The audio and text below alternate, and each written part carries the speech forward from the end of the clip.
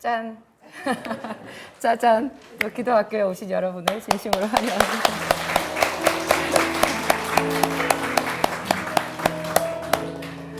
일주일 동안 있었던 어떤 일도 지금 하나도 생각이 안 나요. 그냥 바로 요 직전에 요 앞번 기도학교가 있었던 것 같아요. 그리고 바로 일주일은 그냥 딱 묻혀버리고 다시 또 기도학교 온 거죠. 제가 자주 쓰는 말이 있었어요. 저는 약국의 알바다. 약국의 알바고요. 제 주업은 교회예요. 저는 신학교도 안 나왔고 남들이 보기에 세상을 쫓아서 약국에서 일하는 약사지만 정말 하나님을 사랑했고 제 평생의 소원은 약국을 접고 교회에서 풀타임으로 사역하는 거였어요. 근데 이상하게 저는 좀 특이한 길로 이렇게 오게 되었는데 세상에서 일하는 많은 성도들을 위로하라는 뜻 아닐까요? 그죠? 네, 그런 뜻인 것 같아요. 오늘 여러분들과 함께 기쁘게 또 정말 기쁘게 다이나믹하게 성경을 공부해 보도록 하겠습니다. 오늘 마태복음 5장 드디어 제가 이게 산상수훈 정말 어려운 말씀이거든요. 도전을 합니다. 오늘 5장 1절부터 12절까지 함께 읽겠습니다. 예수께서 무리를 보시고 산에 올라가 앉으시니 제자들이 나온지라 입을 열어 가르쳐 이르시되 심령이 가난한 자는 복이 있나니 천국이 그들의 것이며 애통하는 자는 복이 있나니 그들이 위로를 받을 것이며 온유한 자는 복이 있나니 그들이 땅을 기업으로 받을 것이며 의에 줄이고 목마른 자는 복이 있나니 그들이 배부를 것이며 긍휼히 여기는 자는 복이 있나니 그들이 긍휼히 여김을 받을 것이며 마음이 청결한 자는 복이 있나니 그들이 하나님을 볼 것이며 하는 자는 복이 있나니 그들이 하나님의 아들이라 일컬음을 받을 것이며 의를 위하여 박해를 받는 자는 복이 있나니 천국이 그들의 것임이라. 나로 말미암아 너희를 욕하고 박해하고 거짓으로 너희를 거슬러 모든 악한 말을 할 때에는 너희에게 복이 있나니 기뻐하고 즐거워하라. 하늘에서 너희 상이 큼이라. 너희 전에 있던 선지자들도 이같이 박해하였느니라. 아멘. 아주 어려운 말씀, 평생 묵상해도 참 적용이 어려운 그런 말씀이고 또 그만큼 우리가 목사님들 그 설교 강단에서 많이 듣는 말씀이기도 해요. 무척 어려워요. 심령이 가난한 자는 복이 있나니. 복이 있다는 생각이 드세요? 애통하는 자는 복이 있나니. 이 말씀을 들어가기 전에 이제 마태복음에 대해서 잠깐 얘기를 나눠보면요. 마태복음이 이제 사복음서 중에 첫 번째, 신약성경 첫 번째 책이잖아요. 마태복음은 예수님의 생애를 다룰 때 관점이 있어요. 신학자들이 왕으로 오신 예수를 말한다고 하더라고요. 그래서 동방박사 이야기가 마태복음에만 나와요. 동방박사들이 유대인의 왕으로 나신 이가 어디 계시뇨? 우리가 그의 별을 보고 그에게 경배하러 왔노라 하잖아요. 유대인의 왕으로 나신 이가 어디 계시뇨? 동방박사 이야기는 여기만 있어요. 마태복음에만. 왕으로 나신. 그리고 족보도 제 처음에 나오는 족보 다윗과 아브라함의 자손 예수 그리스도의 세계라. 예수 그리스도의 계보라. 다윗과 아브라함, 다윗이 나오잖아요. 아브라함과 다윗의 자손. 다윗, 그러니까 왕의 족보인 거죠. 이거는 왕에 대한 이야기인데요. 누가복음은 대비해서 말하면 누가복음은 인자로 오신 예수님, 사람으로 오신 예수님이에요. 누가는 헬라 사람이고 의사잖아요. 그래서 이 사람은 굉장히 과학적인 사람이었고 헬라 문명이 굉장했으니까요. 그래서 누가복음에 보면 그 시대적인 어떤 연대를 추적할 수 있는 객관적인 자료들이 많이 있어요. 그래서 예를 들면 누가복음 3장 이런 데 보면 디베료 황제가 통치한 지 15해. 본디오 빌라도가 유대의 총독으로 헤롯이 갈릴리 분봉왕으로 동생 빌립이 이두레와 드라고니 지방의 분봉왕으로 루사니아가 아빌레네의 분봉왕으로 이게 시기적으로 있잖아요. 몇 년인지 유추해 볼 수 있는 객관적인 자료를 딱 제시를 해요. 안나스와 가야바가 대제사장으로 있을 때 하나님의 말씀이 빈들에서 사가랴의 아들 요한에게 임한지라 이렇게 시작해요. 그냥 주관적으로 성경 안에서만 역사를 이야기하지 않고 객관적인 외부의 이 세상의 역사 속에서 예수님이 분명하게 이 세상에 오셨다라는 것. 예수님이 어떤 신화적인 인물이 아니라 이 세상에 정말 사람으로 오셨다라는 것을 누가가 딱 말해주고 있죠. 대비해서 성경을 읽으면 훨씬 더 재밌더라고요, 저는.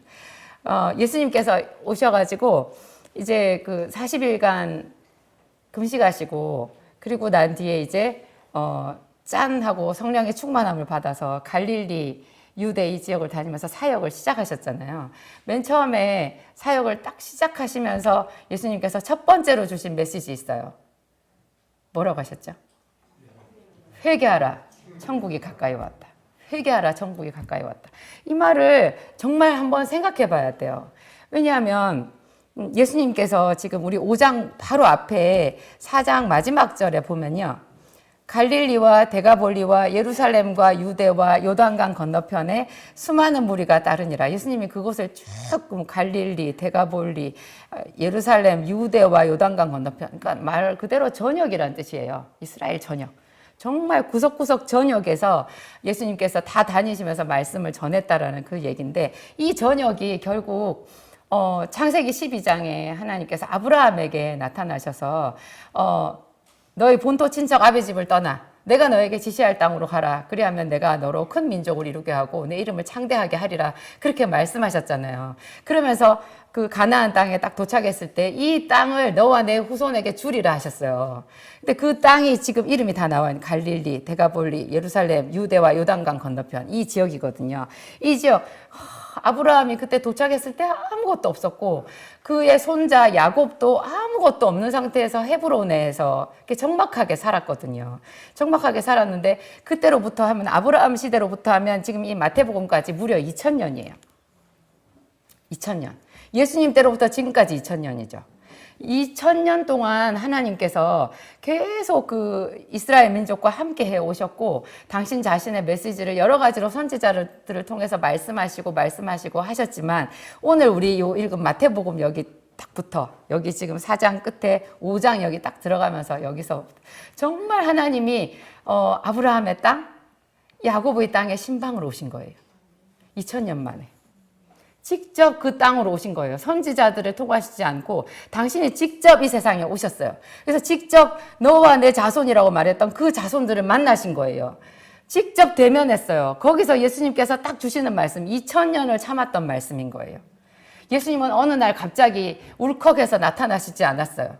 2000년 동안 변함없이 그 백성들 안에서 일하셨고 정확하신 때에 딱 나타나신 거예요. 그래서 육신으로 오셔서 무려 30년 동안이나 그냥 육신의 삶을 살다가 사적인 삶을 살다가 공생애를 시작하셨잖아요.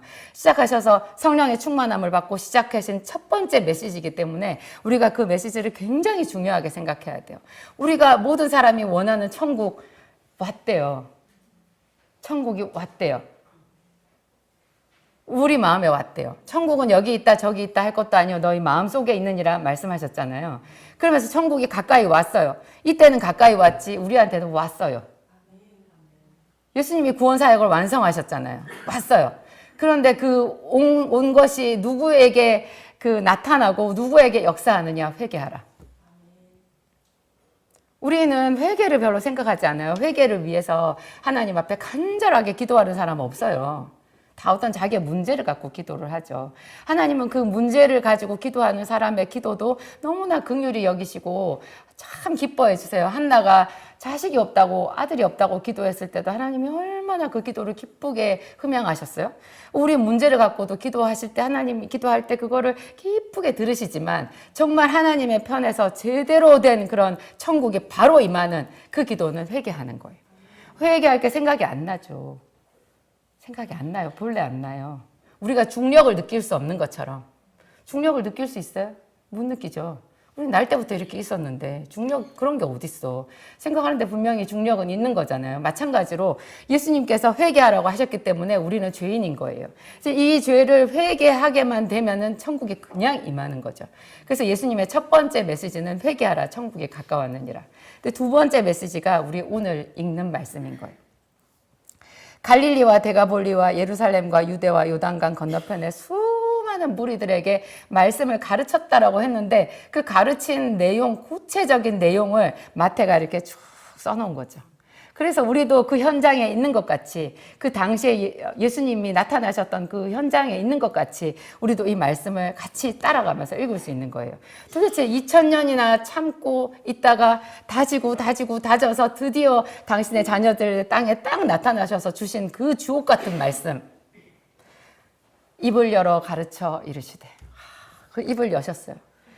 입을 여셨어요. 저는 이 입을 열어 이 부분에도 참 많이 찔리더라고요. 내가 입을 열어 뭔 말을 하는가?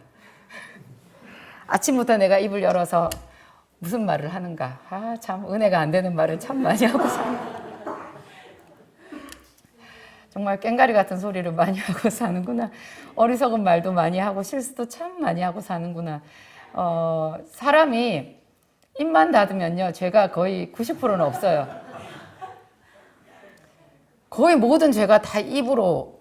그렇지만 하나님이 지난 3년 동안 코로나로 우리한테 마스크를 씌우셨지만 하나님은 우리의 입을 열어놓으셨어요. 왜냐하면 입으로 또 신앙 고백을 하잖아요. 입으로 찬양해요. 입으로 하나님께 기도해요. 그래서 하나님은 이 입을 막아버리실 수가 없는 거예요. 근데 정말 마음에 가득한 것을 입으로 말한다고 하잖아요. 예수님 마음에 가득 2000년 동안 채워놓았던 그것을 탁 풀어놓으시는데요. 첫 마디가 심령이 가난한 자는 복이 있나니 천국이 그들의 것이며, 애통하는 자는 복이 있나니 의에 줄이고 목마른 자는 복이 있나니. 이런 이야기들이 있잖아요. 처음에 이제 심령이 가난한 자, 애통한 자. 하나님께서 이 세상을 보셨을 때 정말 사람들이 그 고통 속에 있다라는 것을 잘 아시는 거예요. 그 고통 속에 있는 사람들을 예수님께서 굉장히 유하게 표현을 하신 게 심령이 가난한 자인 거예요. 뭐 고통 속에 있는 자가 심령이 가난한 자랑 동일한 말은 아니지만 심령이 가난한 자 중에서 대부분은 고통이 있어요. 고통 때문에 자기가 마음이 낮아지고 가난한 거거든요. 그래서 그 고통 속에서 하나님의 이름을 부르는 그 사람이 심령이 가난한 자인데, 그 사람들을 예수님께서 대뜸 고쳐주시겠다고 말하지 않아요. 그냥 그 있는 상태 그대로 그 중간 딱 정지된 그 화면에서 예수님께서 말씀하시는 거예요. 복이 있대요. 천국이 그들의 것이래요. 지금 전혀 천국 아니에요. 고통 속에 있어요. 정말 괴로워요. 그 속에서 하나님의 이름을 불러요.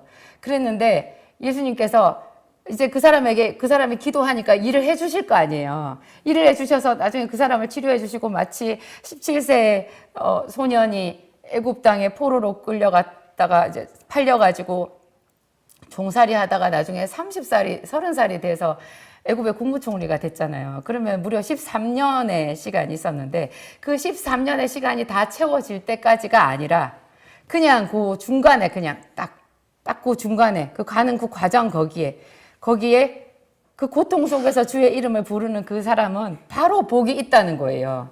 그 사람에게 이미 천국이 거기 있다는 거예요. 우리는 요셉이 국무총리가 되어야만 뭔가가 이제 풀렸다라고 생각하죠. 그래서 우리한테도 항상 그런 어떤 시점을 기다려요, 찾아요. 저도 횟수를 참 많이 셌어요. 요셉은 13년인데 나는 몇 년이야. 13년 훨씬 넘었어. 도대체 얼마나 있어야 되는 거야. 또 요셉 하나만 그래서 좀 그런가? 그래가지고 다윗도 몇 년을 고생했나. 다윗도 아마 30살에 왕이 됐을 거예요. 다윗도 비슷한 것 같아요. 이게 20살쯤에 아마 쫓기기 시작하지 않았을까요? 그렇게 비슷한 세월을, 근데 그 사람들은 뭐 거의 사선을 넘나드는 그런 고통의 세월을 살았잖아요. 나는 그 사람들보다는 좀 고통이 그래도 묽어서 시간이 더 많이 걸리나? 뭐 아브라함이 75세에 부르심을 받았는데 100세 아들을 얻었잖아요. 그러면 이제 세보면 25년이잖아요. 저는 많이 셌어요. 25년. 그러면 25년? 난 25년을 참아야 되나? 근데 25년 중간에도 저는 항상 좀 불만이 있었어요. 아브라함은 하나님 돈은 많았어요. 돈은 많았어요. 종들도 그렇게 많았는데 나는 너무 가난해요. 너무 길어요. 어릴 때부터 지금까지 너무 힘들어요. 진짜 힘들어요. 아브라함 같은 그런 고통은 저보다 쉬울 것 같아요. 그런 생각을 참 많이 했거든요. 이제 그 과정이, 그런데 하나님은 말씀하시는 거예요. 너는 지금 이해할 수 없지만 하나님의 시각에서 봤을 때 지금 네가 천국을 소유한 자라는 거죠. 참 그거를 정말 그렇다고 하니까 그렇게 믿고 싶었어요. 그렇다고 하니까. 그래서 항상 그걸 이제 그게 믿음이라면서요. 믿음은 보지 못하는, 바라는 것들의 실상이고 보지 못하는 것들의 증거잖아요. 보는 것을 누가 믿느냐고 그러잖아요. 없기 때문에 그것을 앞서 가서 선포하고 미리 당겨오는 그것이 믿음이거든요. 다 이루어진 거면 천국에는 그러면 믿음이 있어요? 믿음, 소망, 사랑, 이 세 가지가 항상 있는데 그 중에 제일은 사랑이라고 하잖아요. 그게 왜 제일은 사랑일까? 사랑의 가치가 훨씬 크죠. 중요하죠. 근데 결정적으로 하나 보니까 천국에 갔을 때는 사랑만 있는 거예요. 천국에는 소망 그런 거가 없어요. 완성됐어요. 천국에는 믿음 그런 거 없어요. 하나님과 같이 있어요. 사랑은 영원한 거예요. 그래서 믿음, 소망, 사랑 중에 사랑이 제일이라는 그런 말을 하더라고요. 이 믿음이라는 거는 아직 이루어지지 않고 아직 우리가 결핍되어 있기 때문에 그게 믿음인 거고요. 그래서 그 믿음의 창조자가 하나님이신 거고, 우리가 그 고통 속에서 하나님과 동행하는 방법이 믿음인 거고, 하여튼 그렇게 되는 거예요. 이거를 이렇게 계속 얘기를 하면 좀 어떤 스토리가 없이 그냥 추상적인 이야기잖아요. 그래서 조금 지루할 수 있어요. 우리 좀 재밌게 공부를 해볼까요? 창세기 37장.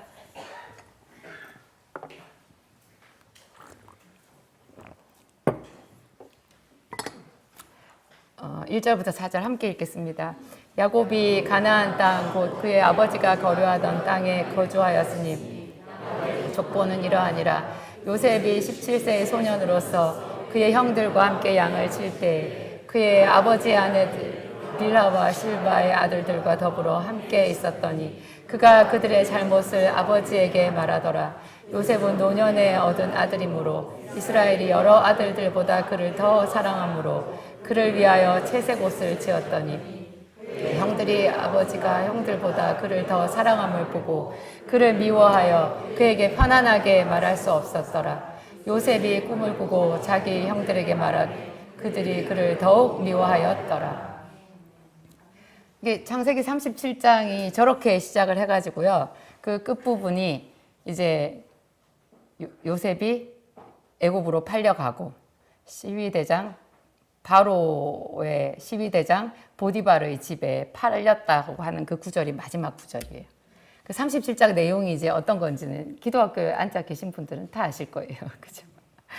그러니까 이 창세기 37장을 생각해 보면 정말 야곱의 그 참 고통의 시간들, 정말 고통의 시간들. 그리고 무엇보다도 이때 야곱은요, 외삼촌 라반의 집에서 20년의 고통의 세월을 다 졸업을 했고, 그리고 야복 강가에서 하나님 앞에 기도해서 이스라엘이라는 이름을 받았어요. 그리고 그걸 또 베델에 가서 하나님께서 또 한 번 확정해 주셨어요. 너를 다시는 야곱이라 부르지 않고 너를 이스라엘이라 한다고 그렇게 하셨어요. 그런 일들이 다 있고 난 뒤에요. 창세기 37장은. 그 일이 있고 난 뒤에 야곱에게 계속 안 좋은 일이 생겼어요. 일단 그 일이 있고 난 뒤에 라헬이 죽었어요. 그 요셉의 동생인 베냐민을 낳다가 죽었잖아요. 그게 성경에는 간단하게 나오지만 얼마나 야곱이 아팠을까요? 20년을 일해도 14년을 무료 봉사를 해도 그냥 불만 없이 일을 할 정도로 라헬을 사랑했거든요. 그 아내를 자기 그 둘째 아들을 낳다가 그 아내가 죽었잖아요. 정말 고통스러웠을 거고, 그 뒤에 또 바로 나와요. 자기 큰아들 르우벤이 자기의 또 다른 아내 첩 빌하와 함께 통관을 했다는 그 정말 입에 담지도 못할 뜨거운 이야기가 거기 나오거든요. 그리고 난 뒤에 이제 야곱이 자기 아버지 이삭이 살았던 헤브론에 도착해가지고 거기 이제 완전히 정착을 한 거예요. 거기서 살면서 생긴 이야기인 거예요. 근데 이제 여기서부터 요셉의 이야기가 시작되는데 이 요셉의 이 고통이 야곱에게는 죽음이었잖아요. 그리고 그 요셉이 그런 고통을 당하게 된 그 고통의 제공자가 야곱의 아들들이에요. 또 다른 아들들. 우리 요셉의 이 이야기에 대해서는 정말 많은 그 설교를 들었는데요. 예를 들면 요셉은 꿈꾸는 사람들이었잖아요. 근데 요셉의 형들은 꿈을 방해하는 사람들이었죠. 그러면 이 사람들은 자기들의 꿈은 있었을까요? 전혀 성경에 안 나와요. 자기들의 꿈을 생각할 여력이 없었어요. 요셉을 시기하느라고. 전혀 없었어요. 그런데 하나님은 이 동생을 팔아버린 이 야곱의 10 아들들을 어떻게 생각하셨어요? 버리셨어요? 정말 요셉의 입장에서 보면 나중에 이 형들이 자기를 찾아왔을 때 정말 하나님의 어떤 심정으로 그게 용서의 아이콘이죠. 요셉은 그렇게 하지 않았다면, 우리가 일반적으로 생각했었다면 정말 그 형들을 다 어떻게 크게 뭘 해코지를 했을 것 같거든요. 그런데 그렇게 했으면 요셉은 하나님의 역사를 회방하는 회방자가 되고 말았어요. 왜냐하면 그 야곱의 12 아들들이 다 뭐예요? 이스라엘이잖아요. 제가 오늘 마태복음 1장 1절부터 2절까지 참고 말씀도 올렸는데 함께 읽어볼까요? 아브라함과 다윗의 자손 예수 그리스도의 계보라. 아브라함이 이삭을 낳고 이삭은 야곱을 낳고 야곱은 유다와 그의 형제들을 낳고. 제가 얼마 전에 이 구절이 딱 들어왔는데요. 야곱은 유다를 낳고 이렇게 해야 되잖아요. 그 위에 아브라함은 이삭을 낳고 이스마엘 안 나와요. 이삭은 야곱을 낳고 에서 안 나오죠. 근데 야곱은 유다와 그의 형제들을 낳고 이렇게 나와요.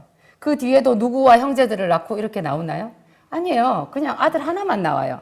근데 저 부분만 야곱은 유다와 그의 형제들을 낳고 이렇게 나와요. 유다와 그의 형제들. 요셉의 이름은 차라리 저기 없죠. 이 형제들 속에 묶여 있죠. 근데 만약에 요셉이 자기 형들을 자기를 이렇게 팔아버렸다고, 죽이려 했다고, 거기에 대해서 용서하지 못하고 어떤 복수를 했다고 하면 정말 큰일 날 뻔했어요.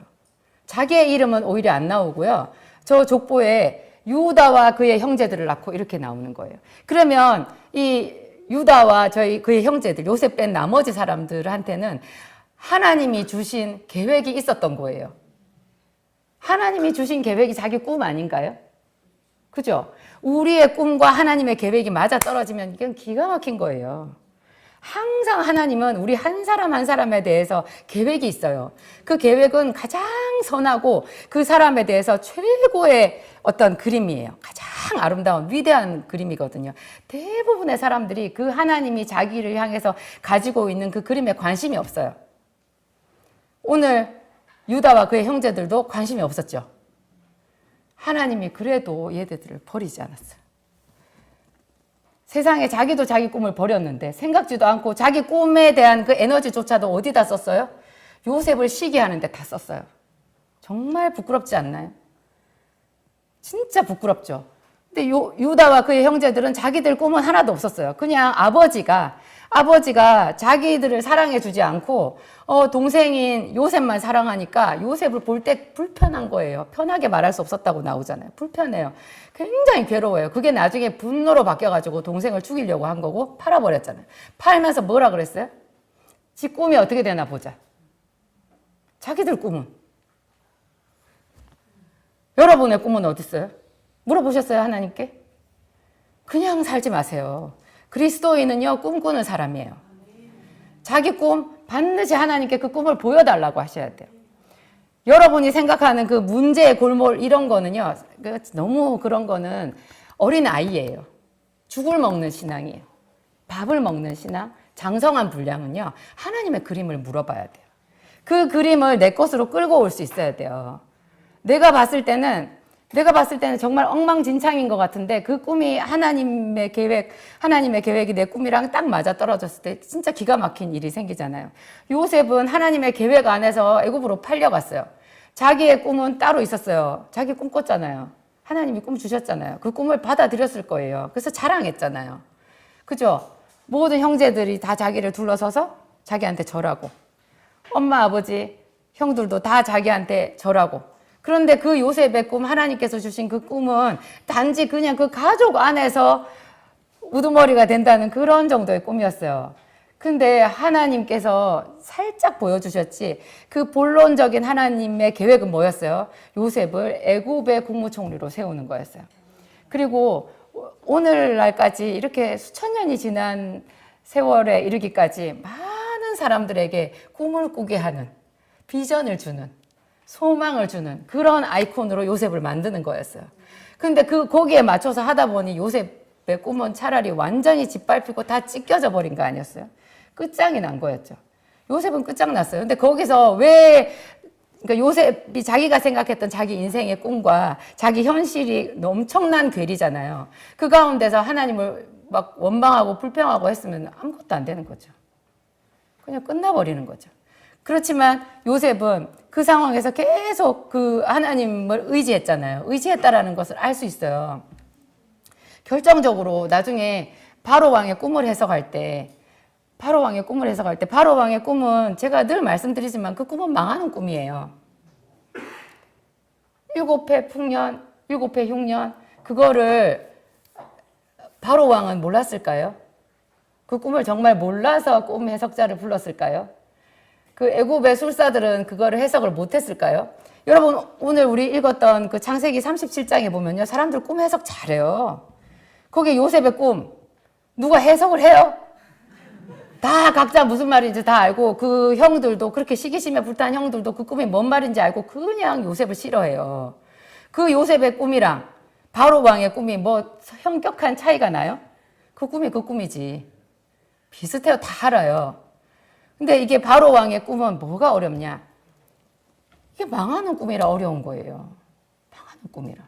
정말 망하는 꿈이기 때문에, 그래서 그 신하들도 입도 뻥끗 할 수 없었고, 바로 왕도 망하기 싫었던 거잖아요. 두려웠던 거잖아요. 그러니까 그 꿈의 해석을 그렇게 갈구했던 거죠.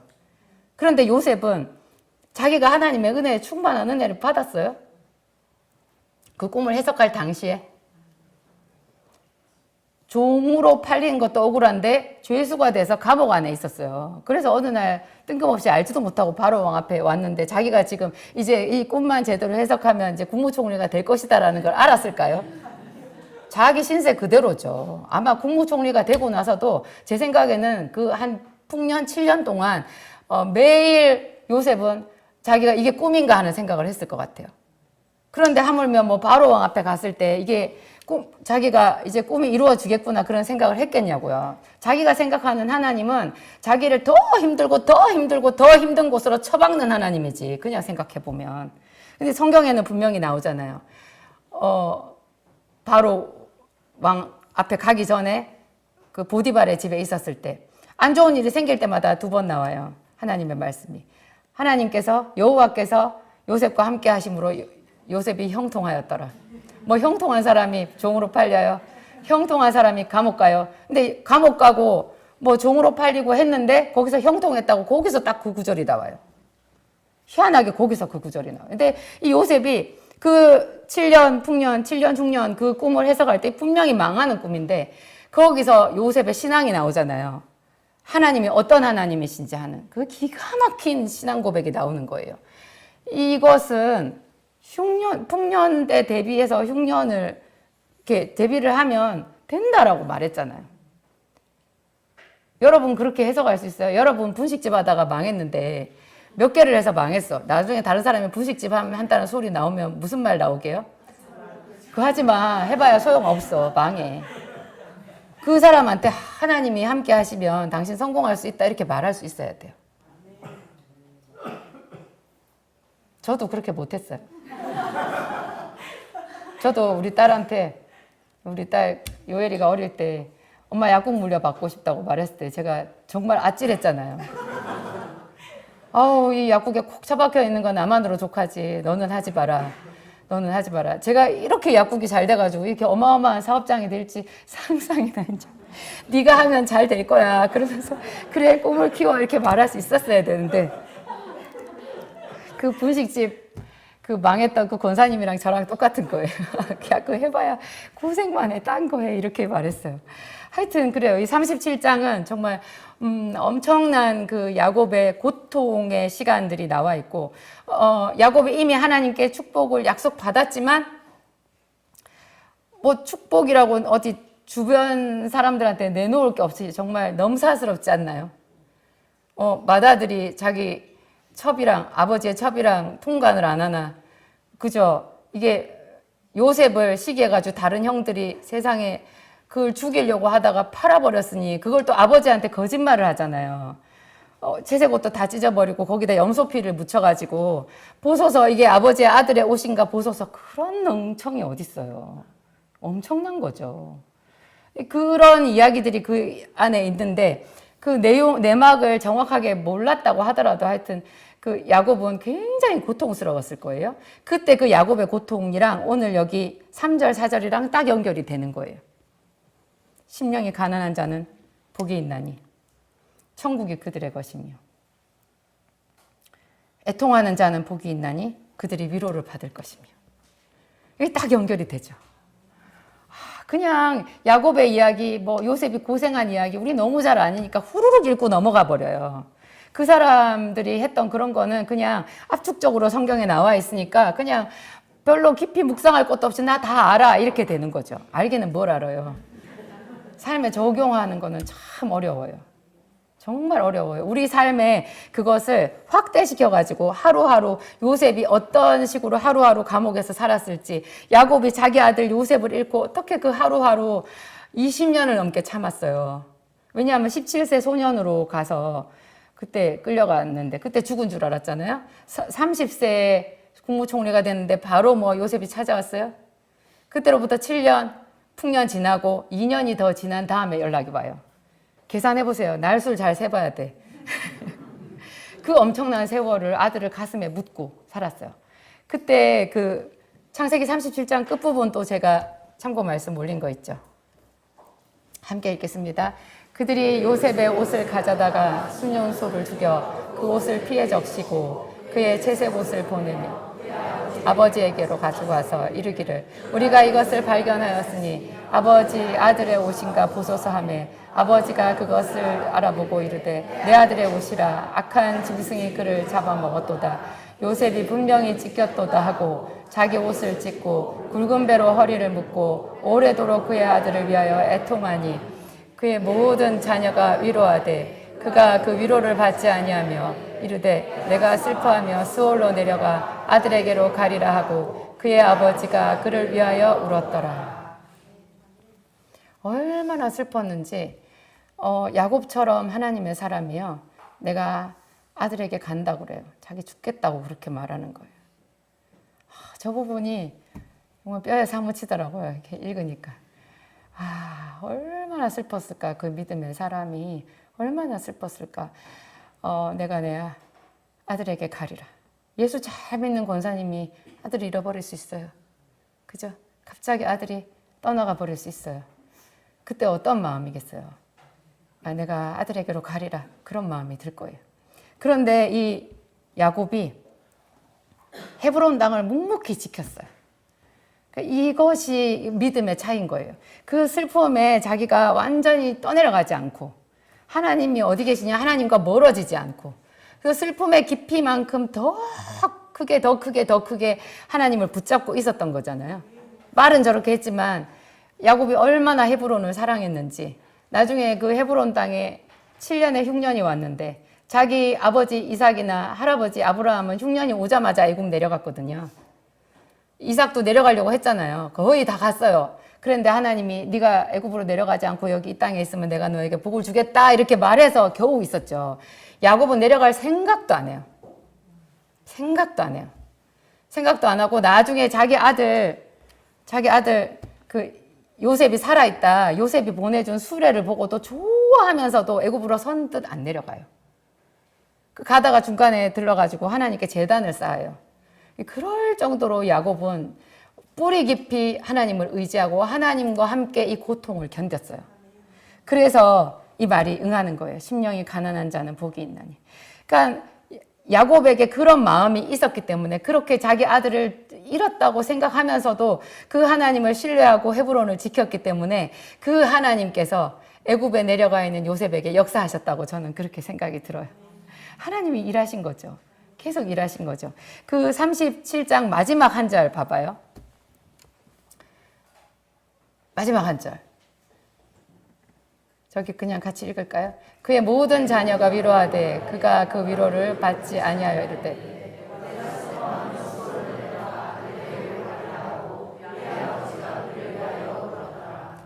시위대장 보디발의 집에 팔렸더라 하는 구절이 있어요. 그게 마지막 구절이에요. 37장 마지막 구절은요. 시위대장 보디발에게 요셉을 팔았더라. 딱 그 한 구절이 나와요. 저는 그 한 구절이 있잖아요. 하나님이 일하신 구절이라는 생각이 드는 거예요. 그러니까 37장 처음부터 끝까지 도대체가 하나님이 계신 게 안 보여요.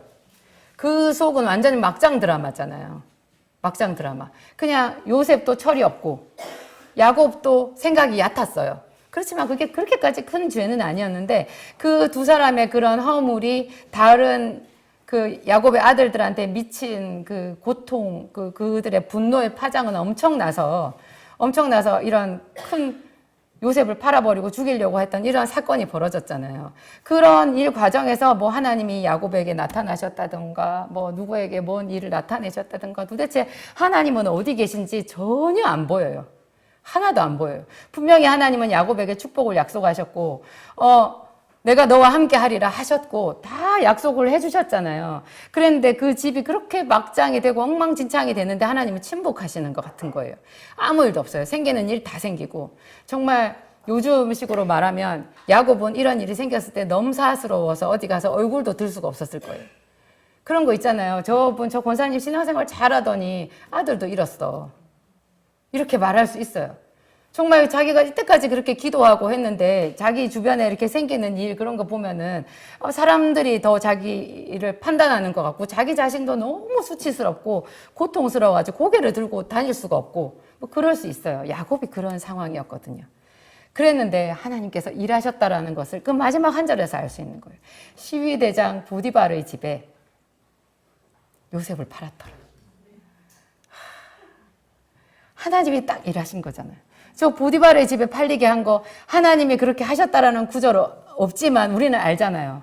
하나님이 일하셨구나. 말 없이 그 형제들의 아귀다툼 다 보시고 그 형제들의 그 고통 다 보시고 그렇지만 하나님은 유다와 그의 형제들도 버리지 아니하시고 그들을 나중에 이스라엘이 되게끔 계속해서 그 떼쓰고 막 그죠? 동생을 미워해가지고 채색옷 찢고 난장판을 벌인 그 형제들에 대해서 하나님은 묵묵히 그의 선한 일을 하신 거예요. 그런데 우리는 어때요? 우리는 유다와 그의 형제들보다는 훨 낫잖아요. 여러분 기도하러 나오셨죠? 떼쓰는 마음으로 나오셔도요. 얼마나 이게 귀하겠어요. 그냥 그렇게 있는 그 형제들에게도 하나님이 아브라함과 이삭과 야곱을 생각하셔서 일하신 것 같아요. 우리는 믿음의 조상이 없기 때문에 더 열심히 기도해야 돼요. 믿음의 조상이 없어. 우리가 믿음의 조상이 돼야 돼요. 그렇게 돼야 되지 않겠어요? 여러분 열심히 기도했을 때 여러분 자녀가 혹시 뻗나가도 하나님이 좀 생각해 주시지 않겠어요? 그렇게 해야 돼요. 우리는 더 소망이 있어요. 정말 열심히 기도하고 이렇게 살아야 되는데 하나님께서 기도했는데 왜 저런 일이 생겨? 기도하는데 기도하고 하나님 앞에 뭐 이렇게 열정적으로 막 응답받고 이러고 난 뒤에 꼭 더 안 좋은 일이 생기거든요. 아브라함도 하나님께서 막 그 하늘의 별을 보라, 뭐 새 보라, 모래를 뭐 보라, 네 자손이 이와 같을 것이라 하고 막 그 약속의 말씀 다 받고 딱 들어왔더니 사라가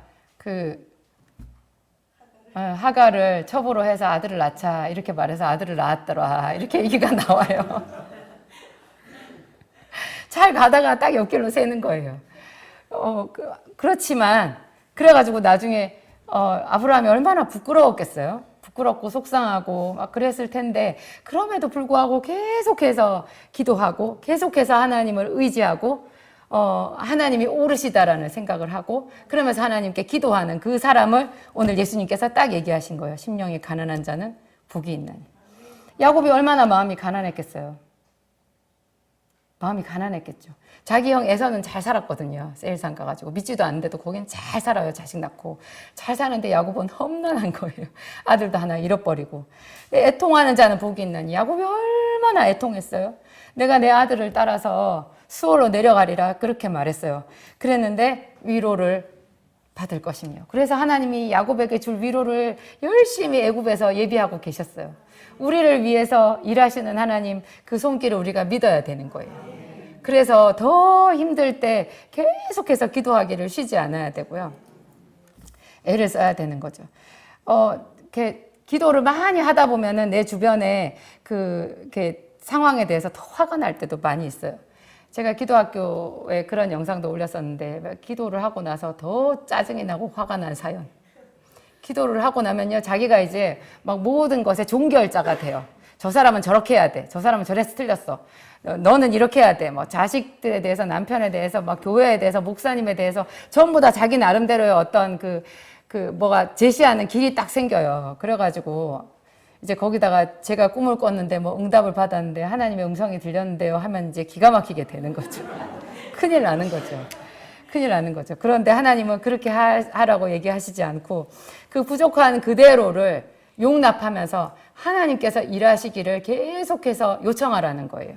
요청하고 기다리고, 그래서 더 애통하고 더 심령이 가난하고, 그렇지만 또 거기서 온유하라는 거예요. 사나워지지 말고 온유한 자가 되라는 거예요. 네 뜻대로 되지 않고, 자식이 네 뜻대로 되지 않고, 사업이 네 뜻대로 되지 않아도 너는 더 부드러운 자가 되라, 그렇게 말하는 거예요. 네가 이렇게 기도해도 나는 더 가난한 자가 되는 것 같이, 그래도 하나님의 의에 줄이고 목마른 자가 되라. 그러면 네가 배부른 자가 될 것이다. 그렇게 말씀하시는 거죠. 제가 오래전에 들었던 어떤 목사님 이야기인데요. 그 목사님이 굉장히 성령 충만하셨대요. 기사와 표적도 많이 나타났대요. 그래서 세상에 그 목사님이 강원도에서 목회를 하시다가 서울 근교로 오셨는데요. 그 성도들, 꽤 많은 성도들이 목사님 따라 아무것도 없는데 거기까지 왔어요. 대단하지 않아요? 참 저는 부럽더라고요. 아, 그렇구나. 저런 사람들도 있구나. 저렇게까지 따라오는 사람들도 있구나. 그 목사님, 제가 그 목사님을 알게 되었을 때는 그 목사님은 이미 목회를 하실 수 없게 이제 연세도 많이 드셨고 풍을 맞으셔가지고 그냥 그렇게 이제 원로 목사님으로 계신 분이었는데요. 제가 조금 귀감이 되는 그 목사님은 이제 좀 허물이시긴 한데 저도 남편이랑 같이 목회를 할 거니까 굉장히 저한테 귀감이 되는 이야기를 한 권사님한테 들었어요.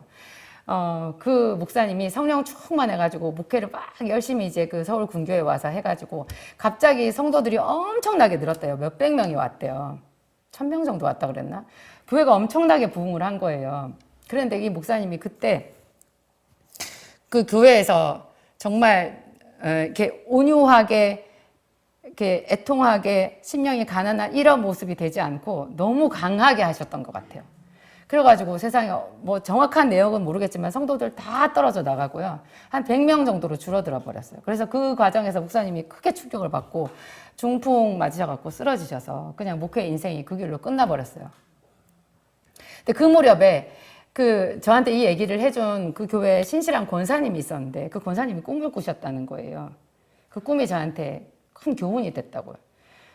꿈에 보니까 그 목사님이 이불을 개더래요. 이불을 개는데 이불을 후루룩 천천히 이렇게 살살 안 개고요. 이불을 막 급하게 개는 거예요. 이불을 그렇게 급하게 개면 다 갰을 때 어떻게 돼요? 귀퉁이가 삐져나오죠. 그러니까 목사님이 커다란 가위를 갖고 와서 귀퉁이 다 잘라버렸대요. 반듯하게. 어떻게 되겠어요? 나중에 펴면 그 이불 어떻게 돼요? 그런데요, 그 목사님을 뭐라고 할 수가 없어요. 우리도 많은 부분 그래요. 내 마음에 안 들면 휘 저어버리지 않아요? 사업하다가 내 마음대로 안 되면 확 저어버려요. 접는 것도 순서가 있거든요. 자식도 내 마음대로 하다가 안 돼버리면 그냥 완전 관심 꺼버릴 수 있어요.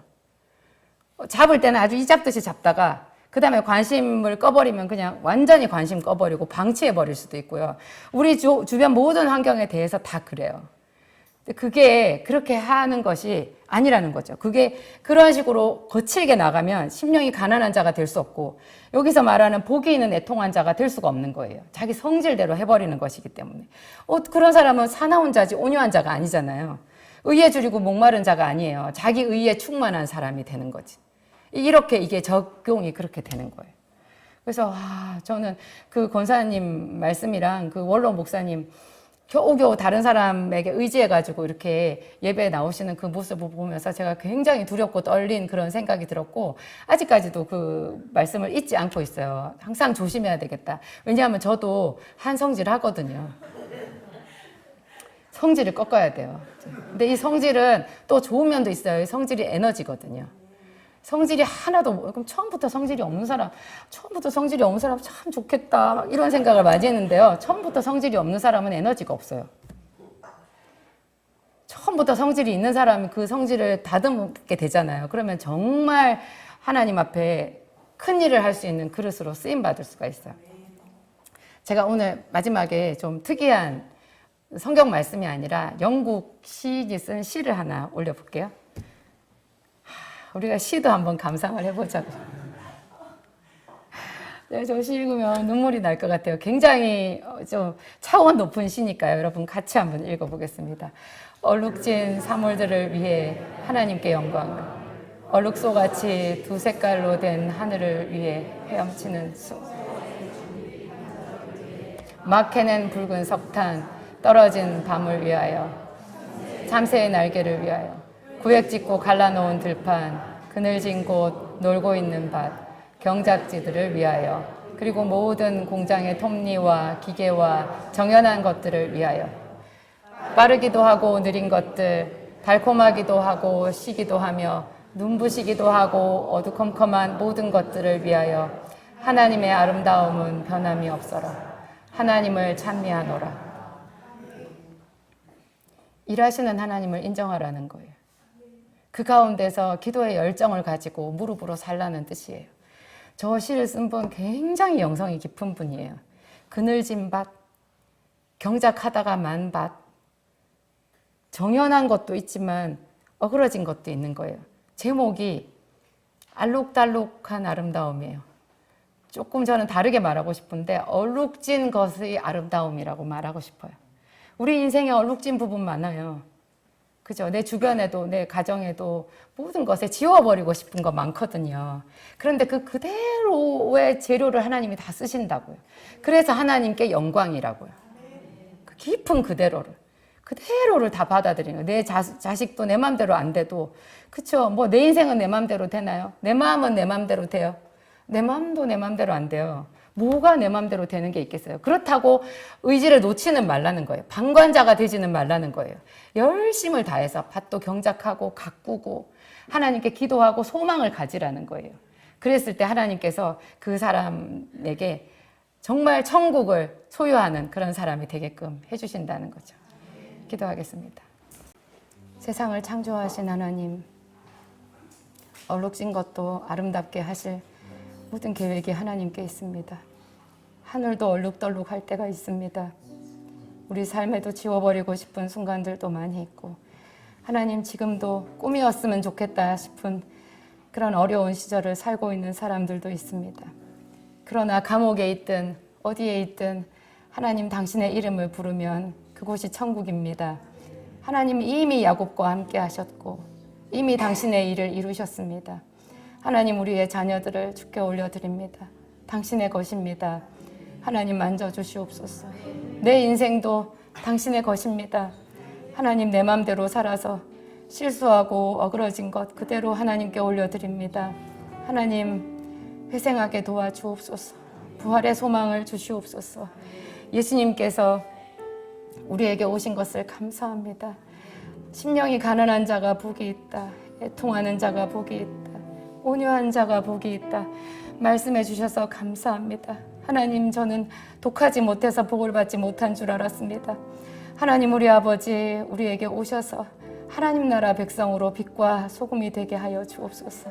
성령의 법으로 이 세상을 이기게 하여 주옵소서. 오늘 우리가 그 성령의 충만함을 위하여 함께 기도하겠습니다.